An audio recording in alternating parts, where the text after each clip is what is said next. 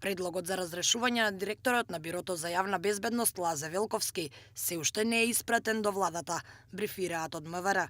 Министерот Оливер Спасовски ќе го испрати кога ќе се врати од годишниот одмор, а ќе се најде на првата наредна владина седница. Неизвестно е дали заедно со предлогот за разрешување на Велковски ќе биде поднесен и предлог за именување на нов директор. Од Министерството не лиферуваат имиња кои би можеле да го заменат Лазе Велковски.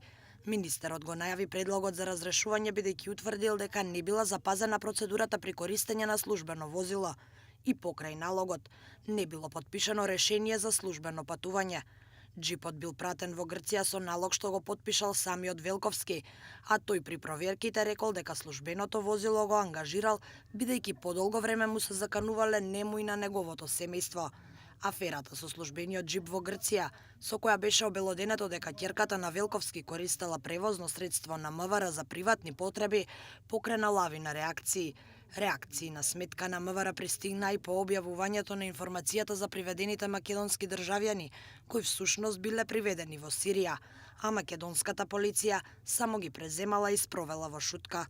Ве известуваме дека 7 лица македонски државјани се приведени од страна на сириските демократски сили на територија на Сирија во соработка со Министерството за внатрешни работи, со логистичка подршка на САД и со авион донесени на аеродромот во Скопје. Моментот на нивно лишување од слобода настапува по потврдувањето на нивниот идентитет.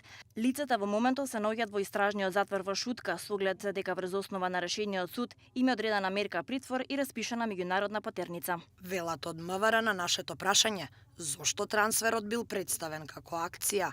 По соопштението на МВР, сите медиуми објавија за акцијата за која Министерството објави и видео, а откако светските агенции ја пренесоа веста дека Македонија е првата земја која прифатила да ги прими борците назад, портпаролите на Министерството објаснуваа дека новинарите погрешно го интерпретирале соопштението.